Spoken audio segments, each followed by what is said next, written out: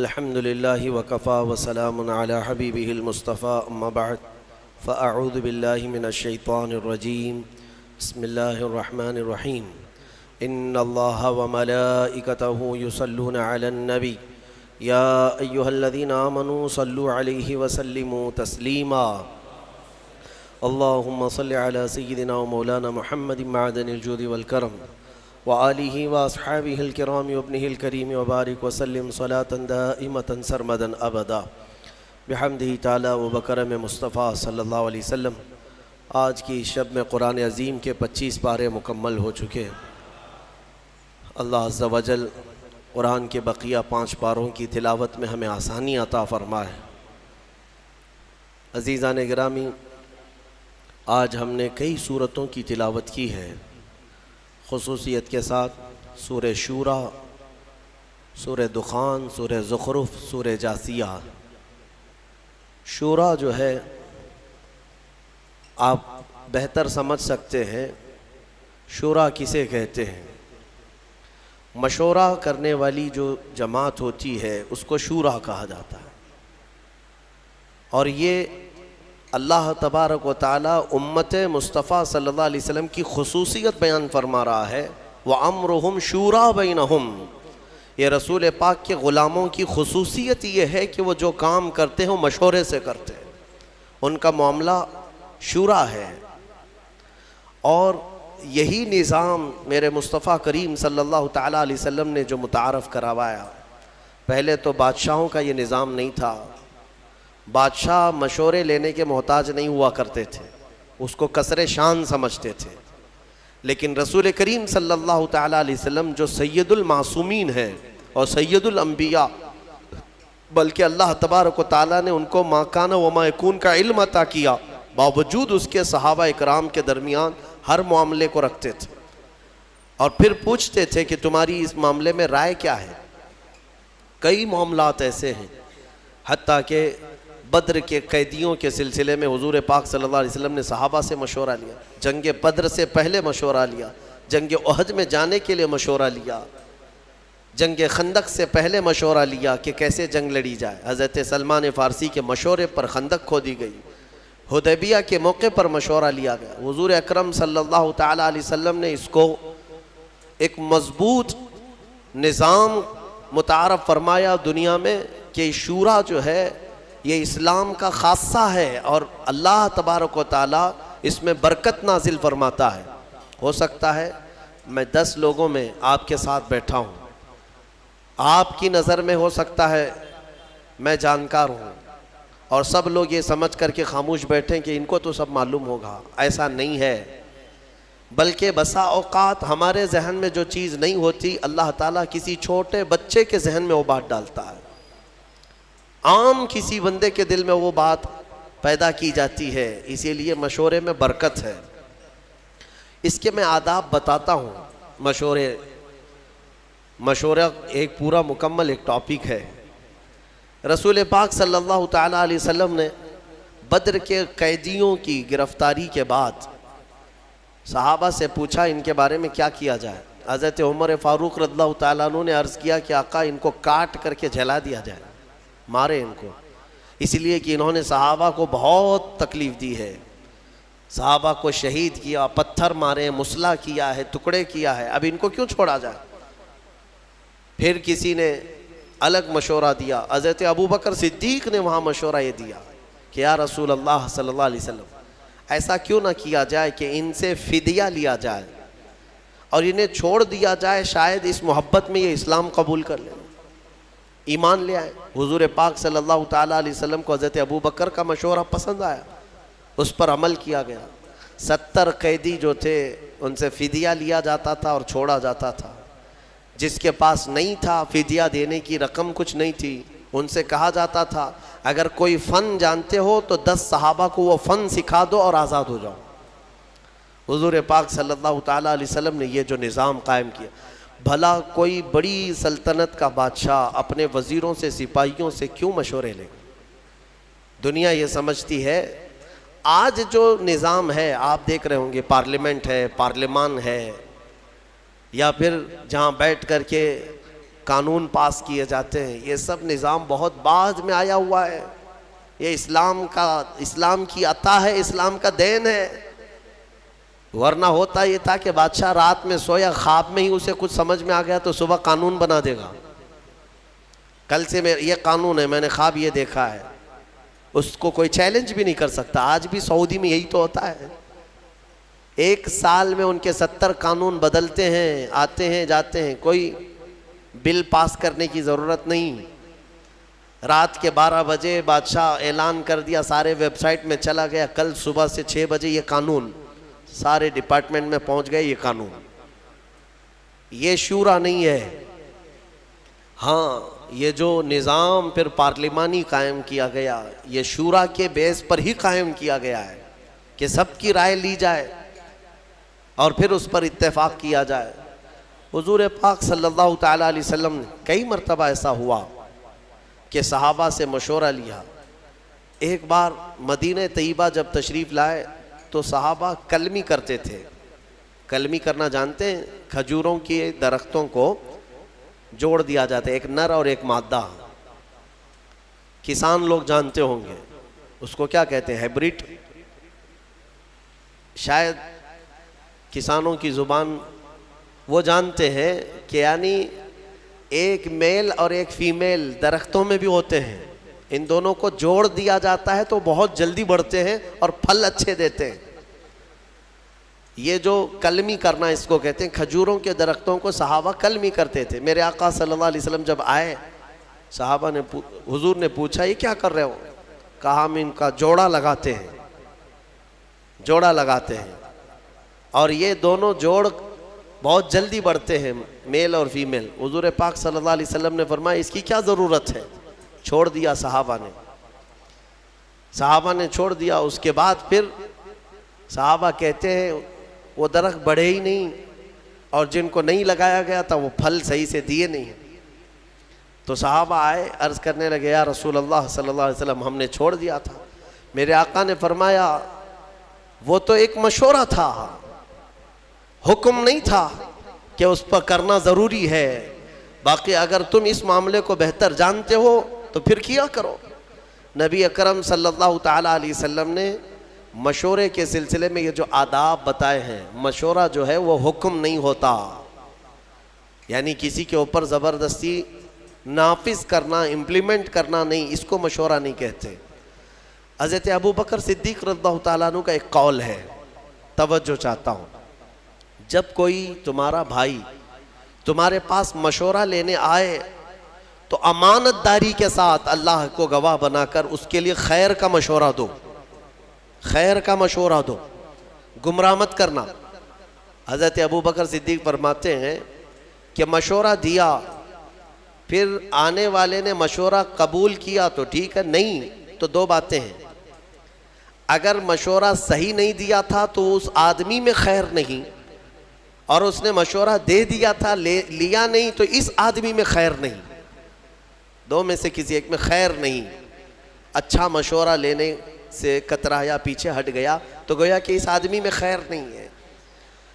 اب یہاں پر یہ بحث گنجھلک نہ ہو جائے، میں تھوڑی سی وضاحت کر دیتا ہوں. اس کی کیٹیگری ہے، مشورہ جو ہے کس سے کرنا چاہیے کس سے نہیں کرنا چاہیے، اس کے بھی آداب ہیں. ہاں، آپ میڈیکل سائنس کے اسٹوڈنٹ ہیں، آپ ڈاکٹریٹ کر رہے ہیں، بائیولوجی پڑھ رہے ہیں، اور کسانوں سے مشورہ کر رہے ہیں کہ اس میں آپریشن میں کیسے کروں، سکسیس کیسا ہوگا، پیٹ کا آپریشن، سر کا آپریشن. تو یہ کیسی بات ہے؟ یہ لا یعنی بات ہے. پھر کسان مشورہ دے گا بڑا پھاوڑا لے لو، چھوٹی کدالی لے لو، پیٹ پھاڑو. اس کے فن کے مطابق جو چیز ہوگی اس سے مشورہ کیا جائے گا، اور تمہارے علم سے ریلیٹڈ جو لوگ ہوں گے ان سے مشورہ کیا جائے گا. اسی لیے سارے علوم کے اور سارے فنون کے متعلق آپ اتنا تو جانتے ہیں، طبیعت خراب ہے تو 4 ڈاکٹروں سے مشورہ لیا جاتا ہے. آپریشن فلاں کہہ رہا ہے، فلاں کہہ رہا ہے، سب سے مشورہ لے لیتے ہیں کہ کیا کرنا ہے. آپ جو ہے انجینئرز کے پاس جاتے نہیں. آپ کو اتنی خبر ہے اگر کڈنی خراب ہے تو انجینئر کو نہیں دکھاتے، سب ڈاکٹروں سے مشورہ لیتے. گھر کی چھت میں لیکیج ہے تو ڈاکٹروں کو نہیں بلاتے کہ آؤ میری چھت کو ایک انجیکشن لگا دو. آپ کو پتا ہے، پھر انجینئر سے پوچھتے ہیں، کئی لوگوں سے مشورے لیتے. اتنا سینس سب کو ہے کہ جس فیلڈ کی بات ہوگی اس کے ماہرین سے ہی مشورہ لیا جائے گا. لیکن افسوس ایک بات کا ہے کہ دین کے معاملات میں اس کا خیال نہیں رکھتے لوگ. دین کی فیلڈ کے جو ماہرین ہیں انہی سے دین کے مسئلوں کے مشورے کرنا چاہیے، نہ کہ راستہ جھاڑنے والے سبزی بیچنے والوں سے اگر فتوے پوچھتے رہو گے تو پھر ظاہر سی بات ہے آج جو نظام درہم برہم ہو رہا ہے اس کی وجہ یہی ہے. مشورہ کس سے لے رہے ہو؟ دین کی سوجھ بوجھ اس کے اندر ہے یا نہیں؟ میرے آقا صلی اللہ تعالیٰ علیہ وسلم کی حدیث پاک صادق آتی، حضور نے فرمایا آخر زمانے میں لوگ جاہلوں کو اپنا سردار بنا لیں گے، ان سے فتوے پوچھیں گے اور وہ بغیر علم کے فتوے دیں گے، خود بھی گمراہ ہوں گے، قوم کو بھی گمراہ کریں گے. آج یہ حالات ہے. لوگ اس سلسلے میں کیوں آپ کا سینس مر جاتا ہے؟ قرآن کے متعلق، حدیث پاک کے متعلق دینی معلومات جو کچھ بھی لینی ہے وہ دین کے ماہر علماء سے ہی لینی چاہیے. باقی چاہے جو بھی ہو ان سے اگر آپ مشورے لوگے تو وہ تیر چلائے گا، اندھا دھند فائرنگ کرے گا، ایسا ہوگا ویسا ہوگا.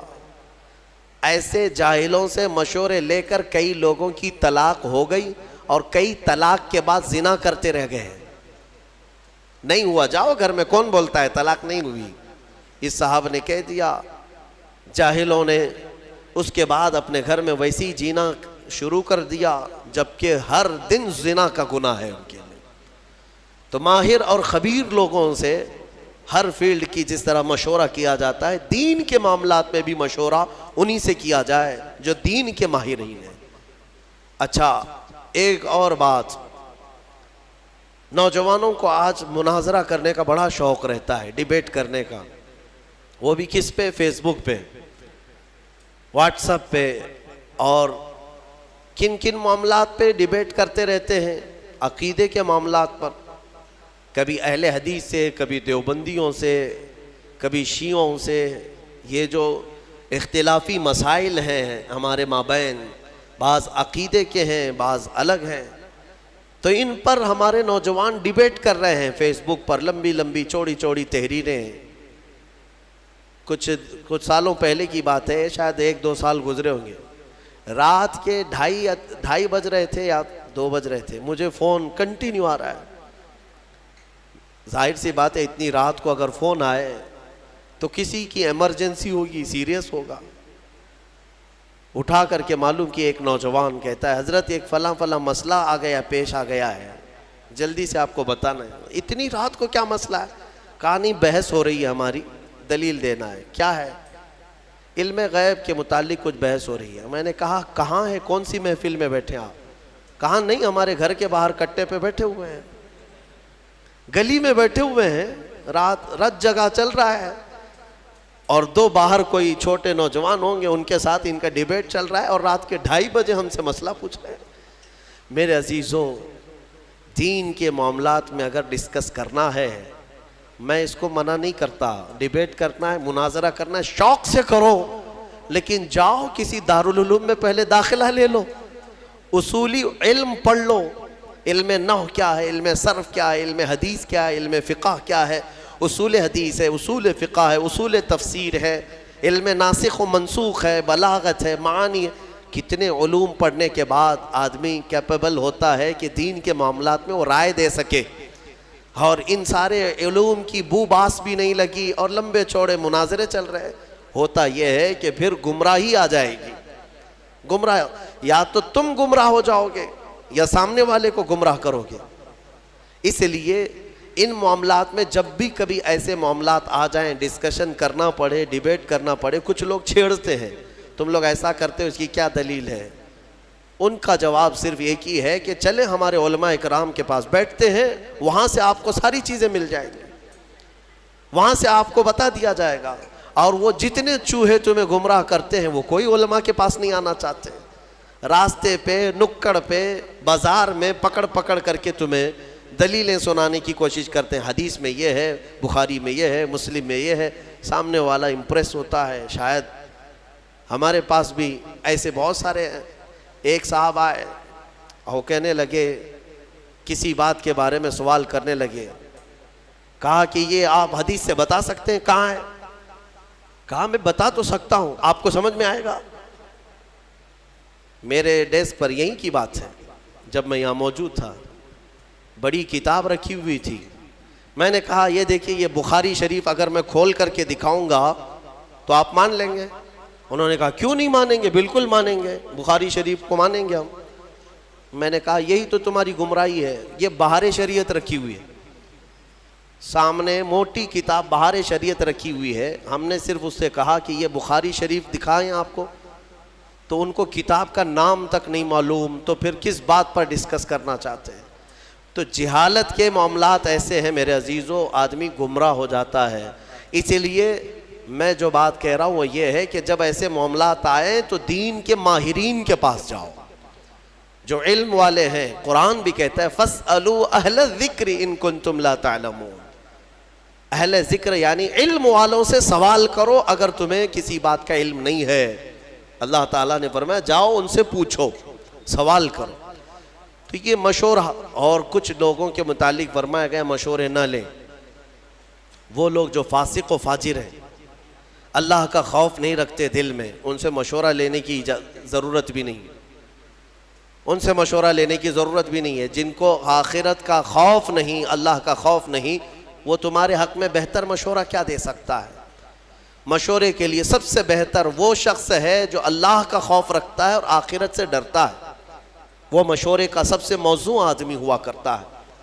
اور اس کے علاوہ بعض مقامات پر یہ بھی کہا گیا ہے کہ بہت چھوٹے نابالغ اور عقل نہ رکھنے والوں سے مشورے نہ لیے جائیں، اور بعضوں نے کہا کہ عورتوں سے بھی یہ نہیں ہے کہ لینا ہی نہیں چاہیے، بات کر سکتے ہیں، ڈسکس کر سکتے ہیں، مشورے لے سکتے ہیں، لیکن ضروری نہیں کہ ہر مشورے پر عمل کیا جائے، ضروری نہیں ہے ہر مشورے پر عمل کیا جائے۔ میں نے شاید اس سے قبل بتایا تھا، حضور پاک صلی اللہ تعالیٰ علیہ وسلم نے اپنی ازواج مطہرات میں حضرت ام سلمہ رضی اللہ تعالیٰ عنہ کی اس بات پر تعریف فرمائی تھی کہ عورتوں میں سب سے بہترین مشورہ دینے والی خاتون۔ صلح حدیبیہ کے موقع پر حضرت ام سلمہ رضی اللہ تعالیٰ عنہ نے حضور کو مشورتاً عرض کیا تھا۔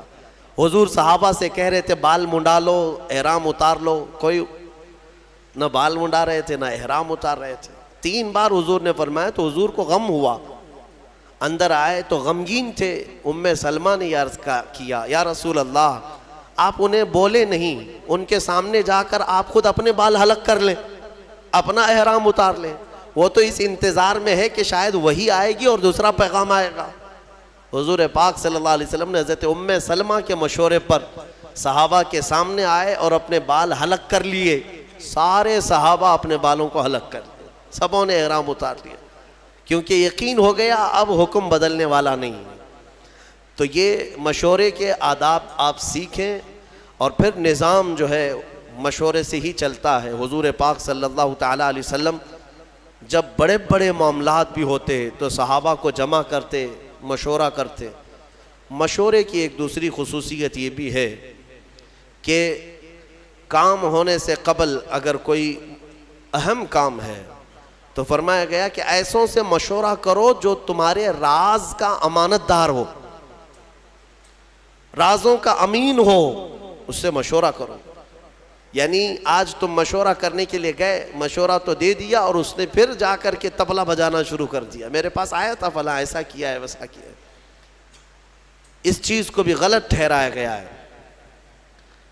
مشورہ راز کے امانت داروں سے بھی کیا جائے، کیونکہ بہت سارے معاملات ایسے ہوتے ہیں جن میں مشورہ کرنے کے بعد راز کو رکھنا بہت ضروری ہوتا ہے۔ حضور پاک صلی اللہ علیہ وسلم نے اس کی اہمیت کے لیے جانتے، میں نے کل یا پرسوں بنو نذیر کے بارے میں بتایا تھا، یہودیوں نے جو دھوکہ دیا تھا مدینے والے، پھر ان کے ساتھ کیا ہوا تھا پتہ ہے؟ حضور پاک صلی اللہ علیہ وسلم مدینے میں آئے، مسجد نبوی میں رات کو مشورہ لیا صحابہ سے کہ کیا کریں اب ان کے ساتھ۔ الگ الگ مشورے ہوئے کہ انہوں نے ہتھیار ہمارے خلاف اٹھائے ہیں تو ہم بھی ان کے خلاف ہتھیار اٹھائیں گے، کیونکہ دھوکے کی بہت بڑی سزا ہے.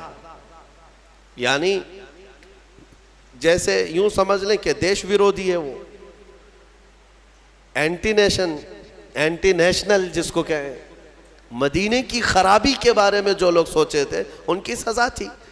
صحابہ کے مشوروں سے اتفاق یہ طے پایا کہ ان یہودیوں کے جو بوڑھے ہیں ان کو جلا وطن کر دیں گے، شہر بدر کر دیں گے، اور جو جوان ہیں انہیں مار دیا جائے گا.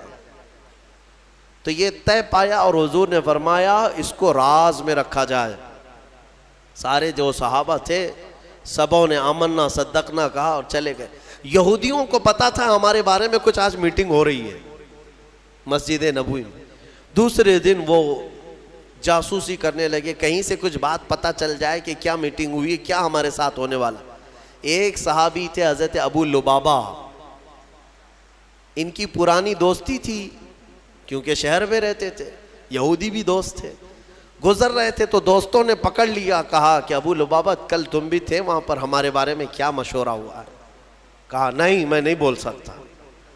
صحابی تھے اور امانت دار بھی تھے، وفادار بھی تھے. انہوں نے کہا نہیں میں نہیں بول سکتا. تو انہوں نے بہت اپنی پرانی یادیں یاد دلائی اور منتیں سماجتیں کرنے لگے. بچپن کا تو ساتھی ہے، ہمارا یار ہے، بتا تو صحیح. تو وہ جذباتی ہو گئے. پرانی یادیں، دوستی، یاری سب یاد دلانے کے بعد تھوڑے سے جذباتی ہو گئے اور انہوں نے صرف کہا نہیں بلکہ یوں اشارہ کیا گردن کی طرف، یوں کر دیا اور چلے گئے. میں نہیں بولوں گا، کچھ نہیں بولوں گا. وہ سمجھ گئے کہ قتل کا منصوبہ مشورہ ہوا ہے. شام ہونے سے پہلے سارے یہودی مدینے سے بھاگ گئے، سب چھوڑ کر نکل پڑے. حضور پاک صلی اللہ علیہ وسلم کو خبر ہوئی تو حضور نے صحابہ کو بلایا اور کہا کس نے اللہ کے رسول کے راز کو افشا کیا؟ کون ہے جس نے ہمارے کل کی رات ہونے والے مشورے کے راز کو افشا کیا؟ صحابہ سب سہمے ہوئے تھے. حضرت ابو لبابہ کہتے ہیں اس کے سامنے کیا چھپائیں جو دلوں کے حالات کو بھی جانتا ہے. کھڑے ہوئے اور کہا یا رسول اللہ یہ خطا مجھ سے سرزد ہوئی، لیکن میں نے کہا نہیں، ہاتھ کے اشارے سے صرف ہلا کر کے اتنا بتایا. تو حضور پاک صلی اللہ تعالیٰ علیہ وسلم اتنے ناراض ہوئے، اتنے غضبناک کہ صحابہ کے درمیان میرے آقا نے اعلان کر دیا آج کے بعد سے نہ ابو لبابہ کو کوئی سلام کرے گا نہ مصافحہ کرے گا، کوئی بات چیت بھی نہیں کرے گا، مکمل بائیکاٹ. آپ سمجھتے ہیں کون سی بڑی غلطی ہے؟ اندازہ کرو میرے عزیزوں، یہ جب کسی چیز کے حفاظت کا حکم دے دیا جائے اور اس کا افشا کیا جائے، وہ رحمت للعالمین اگر کسی کے متعلق اتنی سخت سزا دے دیں، معاملے کی حساسیت سمجھ سکتے ہو آپ، کتنی نزاکت ہے اس کے اندر. اور حضرت ابو لبابہ کہتے ہیں سارے صحابہ حضور کی ایک بات پر سر جھکا لیتے. اب سب سامنے سے گزرتے تھے، کوئی بات نہیں کرتا تھا، نہ حضور پاک ان سے مصافحہ کرتے، نہ سلام کلام، کچھ نہیں. اب ظاہر سی بات ہے ان کے لیے یہ موت سے بڑی سزا تھی. مدینے میں رہتے ہوئے بہت سخت حالات تھے، یہاں تک کہ ان کی سگی بیوی وہ بھی بات نہیں کرتی تھی، کھانا وقت پر لا کر دے دیتی تھی لیکن بات نہیں کرتی تھی. رسول پاک نے منع فرمایا ہے. صحابہ اکرام تھے، صحابہ. حضور پاک صلی اللہ علیہ وسلم کے اس اعلان کے بعد ابو لبابہ نے اپنے آپ کو مسجد نبوی کے کھمبے سے باندھ لیا تھا رسی سے، اور اپنی بیوی سے کہا تھا مجھے اس وقت تک باندھے رکھو جب تک میری توبہ قبول نہ ہو جائے. اللہ تعالیٰ جب تک مجھے معاف نہیں کرے گا تب تک مجھے کھولنا نہیں. ان کو باندھا گیا، نمازوں کے وقت کھولا جاتا تھا، کھانا دیا جاتا تھا، حاجتیں کرتے پھر بندھ جاتے تھے. 40 دن گزر گئے ان کے، یا 1 مہینے کے قریب. اتنا لمبا عرصہ وہ رسی سے بندھے رہے. پھر رب ذوالجلال نے وہی فرمائی اپنے حبیب پاک صلی اللہ علیہ وسلم. اللہ تبارک و تعالی حضور کے غلاموں پر بھی رحیم ہے، رحم فرمایا اور حکم ہوا کہ ابو لبابہ کی توبہ قبول ہے۔ جیسے ہی یہ بات آئی حضور پاک فجر کی نماز پڑھائے، واپس آئے، اپنے ہاتھوں سے ابو لبابہ کو کھولا اور اس کے بعد انہیں مصافحہ بھی کیا، اپنی جماعت میں لیا۔ یہ بتانا مقصود ہے، پوری امت کو یہ درس ہے کہ ان معاملات کو ہلکے میں نہ لیا جائے، یہ حساسیت ہے۔ یہاں لوگ تو خبری بنے ہوئے ہیں، مسلمانوں کی جاسوسی کرنے پر بیٹھے ہوئے ہیں۔ اللہ کی پناہ، تمہیں اندازہ بھی نہیں ہے کہ آخرت میں کتنے بڑے عذاب کے شکار ہوں گے۔ تم کیا سمجھتے ہو 500 کی نوٹ کوئی پکڑا دیں گے تمہیں جاسوسی کرنے پر، تمہارا گھر چل جائے گا؟ کب تک؟ اس ذلت والی زندگی سے نکلو۔ بعض لوگ پیسے کے لیے کرتے ہیں اور بعض لوگ یہ سمجھتے ہیں کہ پولیس سے ہمارے تعلقات اچھے ہو جائیں گے، کچھ لوگوں کی خبریں دیں گے تو ہم ان کے محبوب ہو جائیں گے۔ کبھی محبوب نہیں بنتے، کبھی محبوب نہیں۔ 10 سال تم خبریں دیتے رہو، محبوب بنے رہو، ایک دن مردود بنی جاؤ گے۔ مردود تو بننا ہی ہے ان کے ہاتھ میں۔ میرے عزیزوں، ان چیزوں سے اپنی قوم کی جاسوسی کرنا، خبریں دینا نہایت ہی سخت بڑا گناہ ہے۔ اللہ کا عذاب اس شخص پر ہے جو مومنین کے متعلق اس طرح کی باتیں کرتا ہے۔ قرآن کہتا ہے وَلَا تَجَسَّسُوا، جاسوسی مت کرو خبریں لے جا کر، بلکہ میرے آقا صلی اللہ علیہ وسلم نے فرمایا من ستر اخیہ ستر اللہ لہ، جس نے اپنے بھائی کا کوئی عیب دیکھا اور چھپا دیا، قیامت کے دن اللہ اس کے سارے عیب چھپائے گا، تمہیں ننگا ہونے سے بچا لیا جائے گا۔ تو ان چیزوں پر عمل کریں۔ بہرحال یہ مشورے کے سلسلے میں گفتگو تھی، بات جو عرض کرنی تھی وہ یہ ہے کہ ایک آیت ہم نے آج تلاوت کی۔ اللہ فرماتا ہے من کان یرید حرث الآخرۃ نزد لہ فی حرثہ، جو آخرت کی کھیتی ہم سے مانگتا ہے ہم اس کی کھیتی میں بہت اضافہ کر دیتے ہیں۔ ومن کان یرید حرث الدنیا نؤتہ منہا، اور جو ہم سے دنیا کی کھیتی مانگتا ہے ہم اسے بھی دیتے ہیں۔ وما لہ فی الآخرۃ من نصیب، لیکن آخرت میں اس کا کوئی حصہ نہیں رکھا جاتا۔ جو دنیا مانگتا ہے اللہ فرماتا ہے ہم دنیا دیں گے اسے، لیکن آخرت میں اس کا کوئی حصہ نہیں۔ اسی لیے میرے عزیزو، آخرت مانگو تو فرما رہا ہے کہ دنیا بھی دے دے گا اللہ۔ آخرت مانگو، 4 دن کے لیے کیا مانگو گے یہاں پر؟ کتنا بڑا گھر مانگو گے، کتنی گاڑیاں، کتنی اولادیں، پھر اس کے بعد تمہاری سانس اکھڑ جائے گی، ختم۔ ہمیشہ کا جو گھر ہے وہی مانگو اللہ کی بارگاہ میں۔ اور اگر دنیا مانگنا بھی ہے تو اللہ کی بارگاہ میں یوں مانگو جیسے اس نے خود سکھایا ہے، ربنا آتنا فی الدنیا حسنہ وفی الآخرۃ حسنہ، اے ہمارے رب دنیا میں جو سب سے اچھی چیز ہے وہ مجھے عطا کر، اور آخرت میں جو سب سے اچھی چیز ہے وہ مجھے عطا کر، وقنا عذاب النار، اور دوزخ کے عذاب سے ہمیں بچا لے۔ دنیا میں اچھی چیز مانگنا کیا ہے؟ کیا اچھی چیز مانگو گے؟ اس کی تفسیر میں فرمایا گیا دنیا کی سب سے اچھی چیز کیا ہے؟ آپ گیس کرو، آپ کے دماغ میں کیا ہے؟ ایک بڑا محل، بہت سارا مال، بڑی جائیداد۔ دنیا کی سب سے اچھی چیز کیا ہے؟ حدیث پاک میں ہے المرأة الصالحہ خیر متاع الدنیا، پورے دنیا کے سامان میں اگر سب سے اچھی چیز کوئی ہے تو نیک بیوی کا مل جانا۔ نیک بیوی اگر کسی کو ملی ہے آدھی دنیا ملی ہے اس کو۔ حدیث پاک کی بات میں کہہ رہا ہوں۔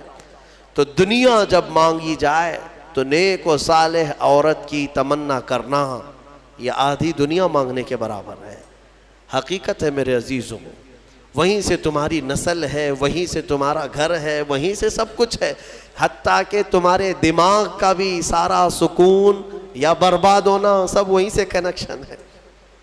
دیکھ لو ایک بار، بہت سارے لوگ جو شادی شدہ ہیں اس کو آزماتے ہوں گے یا محسوس کرتے ہوں گے، زندگی پھر جڑ جاتی ہے، کوئی کام میں وہ تنہا نہیں ہے، ہر چیز میں ساتھ ساتھ ہے۔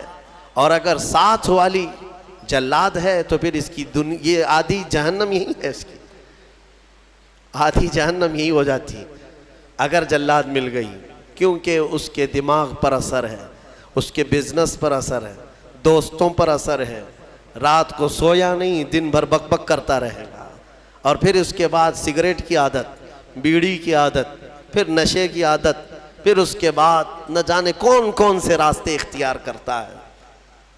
اگر خاتون صحیح نہ ہوئی تو اس نے اپنی زندگی آدھی تباہ کر لیا، اور اگر نیک ہوئی اللہ تعالیٰ نے بہت بڑا انعام تمہیں دے دیا، بہت بڑا انعام دیا۔ میں نے حضرت علامہ ارشد القادری رحمۃ اللہ علیہ بڑے مناظر ہیں، ان کی بہت ساری کتابیں ایسی ہیں جو آج پوری دنیا میں مشہور ہیں، کتابیں جو انہوں نے لکھا، زلزلہ، زیر و زبر، بہت ساری۔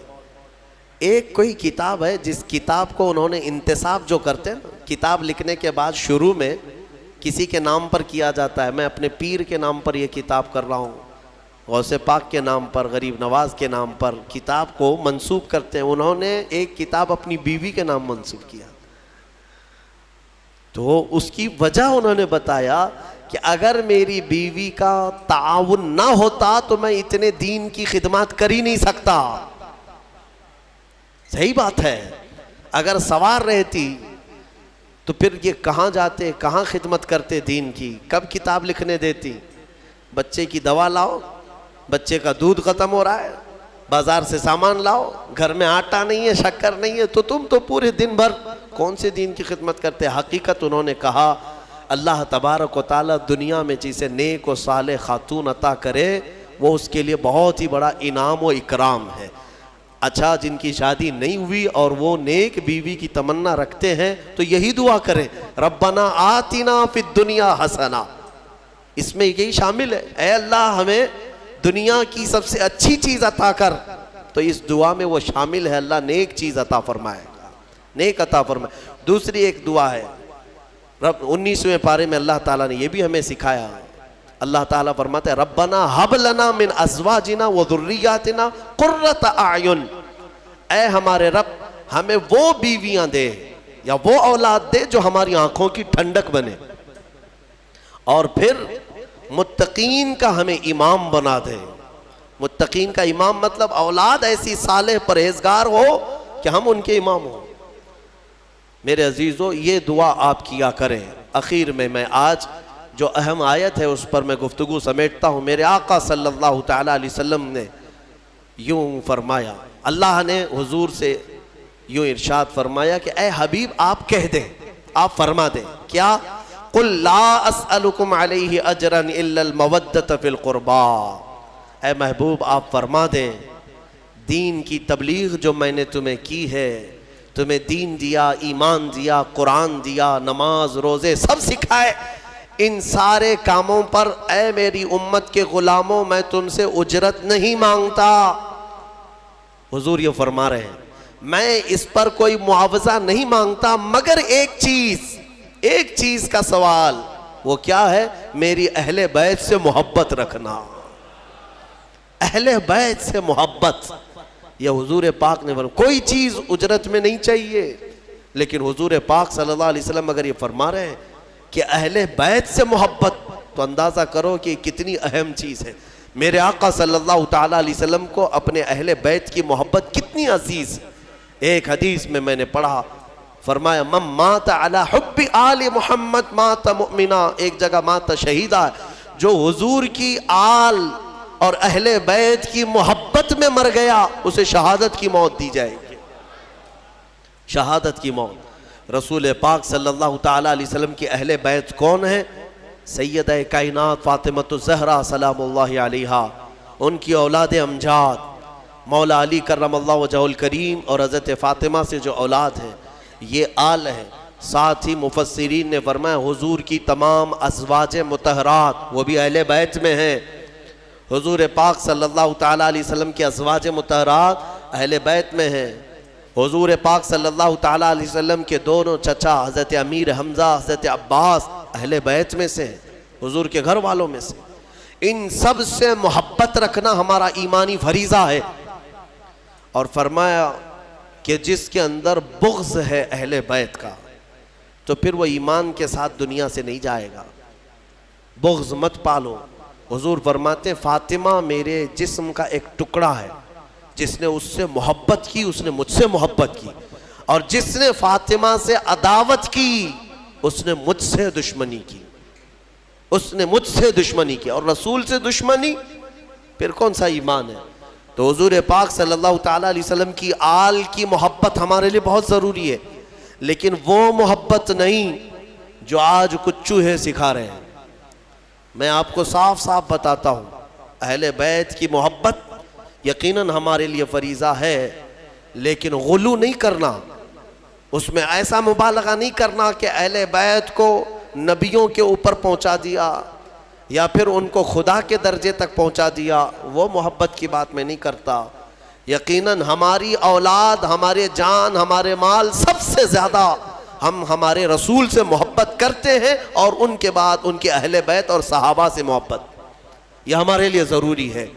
اہل بیت حسنین کریمین رضوان اللہ تعالیٰ علیہ مجمعین، آپ اندازہ کریں میرے آقا صلی اللہ تعالیٰ علیہ وسلم کس قدر ان سے محبت فرماتے تھے، کس قدر محبت، یہاں تک کہ نمازوں میں بھی حضور پاک صلی اللہ علیہ وسلم دونوں شہزادوں کو ساتھ لے کر کے نماز پڑھتے تھے۔ حضور کا ایک جبہ تھا کافی چوڑا، حضرت ابو ہریرہ کہتے ہیں ٹھنڈیوں کے دنوں میں حضور پاک صلی اللہ علیہ وسلم اس جبے کو پورا اوڑھ کر کے آئے یا چادر اوڑھ کر کے آئے، لیکن اندر کوئی چیز محسوس ہو رہی تھی۔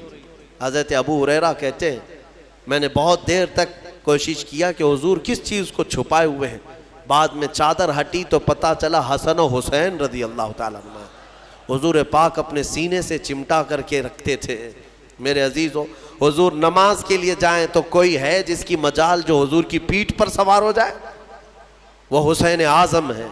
میرے آقا صلی اللہ تعالیٰ علیہ وسلم کی نماز کے عالم میں اگر وہ سجدے میں پیٹھ پر چڑھتے تو حضور سر نہیں اٹھاتے تھے، سر نہیں اٹھاتے۔ حالانکہ مسئلہ یہ ہے شریعت کا کہ اگر بچہ نماز پڑھنے کے دوران آ گیا تم ایک ہاتھ سے اس کو اٹھا کے سائیڈ کر سکتے ہو، اگر اچھل کود کر کے گود میں لٹک گیا تمہاری نماز، چھوٹا بچہ نہ سمجھ، تو تم ایک ہاتھ سے اس کو ہٹا سکتے ہو، شریعت نے یہ اجازت دی ہے۔ ماں کے لیے بھی ہے، باپ کے لیے بھی ہے۔ مصلی پر نماز پڑھتے وقت کبھی کبھار بچے سجدہ گاہ پہ آ کے بیٹھ جاتے ہیں، سجدہ کیسے کریں؟ حکم ہے کہ ان کو اٹھاؤ، سائیڈ کرو اور پھر سجدہ کرو، تمہاری نماز میں خرابی نہیں ہے۔ یہ مسئلہ تو ہے، لیکن میرے آقا صلی اللہ علیہ وسلم نے حسین اعظم کے سوار ہونے کے وقت نہ اپنی پیٹھ سے ہاتھ کھینچ کر کے ان کو الگ کیا، نہ ہی ہلا کر کے ان کو گرایا، بلکہ جب تک خود امام حسین اترے نہیں میرے آقا سجدے میں ہی رہے، لمبا سجدہ ہو جاتا تھا۔ یہ نازوں کے پلے ہوئے شہزادے کس کے ہیں؟ میرے آقا کے ہیں۔ اور پھر فرمایا میرے آقا نے کہ جنت کے پھول جس کو ریحان کہا جاتا ہے، سب سے زیادہ خوشبو ان پھولوں کی ہوتی ہے۔ میرے آقا صلی اللہ علیہ وسلم فرماتے ہیں جنت کے وہ ریحان کوئی دنیا میں ہے تو وہ حسن و حسین ہے۔ کیونکہ صحابہ نے پوچھا حضور پاک صلی اللہ علیہ وسلم، ہم بھی بچوں کو چومتے ہیں نا، بوسہ دیتے ہیں، کبھی ان کے گال پہ بوسہ دیا، کبھی ان کی گردن پہ دیا۔ حضور پاک صلی اللہ تعالیٰ علیہ وسلم اپنے نواسوں کو بوسہ نہیں سونگھتے تھے، یوں گردن کے پاس قریب لے جا کر سونگھتے تھے اور چہرے کو سونگھتے تھے۔ بوسہ لیتے ہیں نا، چومتے ہیں، چومنا بھی ثابت ہے، بوسہ لینا بھی ہے، لیکن سونگھتے تھے۔ صحابہ کہتے کہ یا رسول اللہ صلی اللہ علیہ وسلم آپ ان بچوں کو سونگھتے ہیں؟ کہا ہاں، یہ جنت کے ریحان ہیں، یہ ریحان ہیں، یہ میرے لیے دنیا میں جنت کے ان پھولوں میں سے ہیں، ان کی خوشبو سونگھی جائے گی۔ ان کے مقامات جس قدر بیان کریں وہ کم ہے۔ ہر سال محرم میں اہل سنت و جماعت کا یہ شیوا رہا ہے کہ اہل بیت کی بارگاہ میں ہم ہر سال حاضری دیتے ہیں بیانات کے ذریعے۔ لہٰذا اے سنی مسلمانوں یاد رکھنا، اپنے اس چیز کو باندھ کر کے لے جانا، جینا۔ اب تو حضور پاک صلی اللہ تعالیٰ علیہ وسلم کی محبت کے بعد دو محبتیں شرط ہے تمہارے لیے، ایک حضور کے صحابہ کی اور دوسرے حضور کے اہل بیت کی۔ کسی میں کمی نہیں کرنا، نہ صحابہ کو گالی دینا، نہ اہل بیت کی کمی کرنا، کہیں ادھر سے ادھر ہو گئے گمراہ ہو کے مرو گے۔ حضور کے صحابہ ان کا اپنا مقام ہے، حضور کے اہل بیت ان کا اپنا مقام ہے۔ نبی پاک صلی اللہ تعالیٰ علیہ وسلم کے گھر والوں کی جو عزت قرآن میں بیان کی. اللہ فرماتا انما یرید اللہ لیذہب عنکم الرجس اہل البیت ویطہرکم تطہیرا. بے شک اللہ یہ چاہتا ہے اے حبیب کہ آپ کے گھر سے ہر گندی چیز کو پاک کر دے, دور کر دے, اور تمہارے گھر والوں کو خوب پاک و ستھرا کر دے. اسی لیے حضرت فاطمہ کو کیا کہتے معلوم ہے؟ سیدہ طیبہ طاہرہ. طاہرہ کا مطلب ہوا نہایت ہی پاک. میں ایک آپ کو یہ بات دے کر کے رخصت ہوتا ہوں. اس بات سے آپ اندازہ کر لیں گے, مزے کی بات ہے. حضور پاک صلی اللہ علیہ وسلم گرمیوں کے دنوں میں دوپہر کے وقت حضرت ام سلیم ایک صحابیاں ہیں, ان کے گھر جاتے تھے. حضرت انس کے ام سلیم یہ صحابیاں ہیں, خدمتگار تھی حضور کی. وہ کہتی ہیں کہ حضور جب میرے گھر آتے سوتے, گرمی زیادہ ہوتی تو پیشانی پر پسینے جمع ہوتے اور ٹپکنے لگتے. حضرت ام سلیم وہ پسینے کی بوندیں جمع کرتی تھی, وہ جمع کرتی تھی اور شیشی میں بھر لیتی تھی. ایک دن حضور پاک بیدار ہوئے, پوچھا ام سلیم یہ کیا کر رہی ہے؟ وہ کہتی ہیں یا رسول اللہ صلی اللہ علیہ وسلم, اس کو میں حفاظت سے رکھتی ہوں. مدینے میں جب بھی کسی کے گھر میں شادی ہوتی ہے تو دلہنوں کو ہم یہ عطر کے طور پر لگاتے ہیں. اللہ, صحابہ کا عقیدہ ہے دلہنوں کو عطر کے طور پر, اور اس میں جو خوشبو ہے وہ کسی بھی خوشبو میں نہیں آتی, نہ کستوری میں, نہ مشک میں, نہ عنبر میں, کسی میں نہیں. یہ جو پسینے کی خوشبو ہے صحابہ لگائے. جو بات میں کہنے جا رہا ہوں توجہ. اب محدثین فرماتے ہیں جن دلہنوں کو حضور پاک کا پسینہ لگایا گیا تھا شادی میں خوشبو کے طور پر, وہ تو ان کو لگایا ہی گیا, لیکن ان کے جو بچے پیدا ہوئے ان بچوں میں بھی وہ خوشبو آتی تھی, بچوں کے بچوں میں بھی آتی رہی. کئی سالوں تک یہ خوشبو منتقل ہوتی رہی. جن دلہنوں کو وہ پسینہ لگایا گیا تھا, پسینے کے قطرے جنہیں لگائے گئے ان کی اولاد خوشبودار ہوئی, اور جن کے جسم میں خود میرے رسول پاک کا خون دوڑ رہا ہو وہ حسن و حسین کی خوشبو کا عالم کیا ہو سکتا ہے.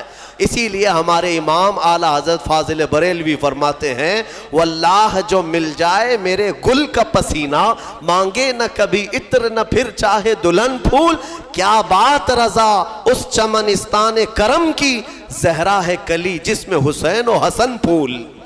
یا اعلیٰ حضرت نے فرمایا اس کرم کی بات ہی کیا ہے, اس چمنستان کی جس میں کلی زہرا ہے اور پھول حسن و حسین ہے. ان کی خوشبو کو آپ اندازہ بھی نہیں کر سکتے. قیامت کے دن اللہ کی بارگاہ میں اتنی دعا ہے کہ مولا یہ سرداران جنت جب دروازے پر ہوں تو ان کے قدموں میں مولا ہمیں جنت عطا فرما. جب حسن و حسین رضی اللہ تعالیٰ عنہما جنتی جوانوں کی سرداری کر رہے ہوں گے, مولا ان کی سرداری میں ہمیں جنت عطا فرمائے. وآخر دعوانا ان الحمدللہ رب العالمین. سلام.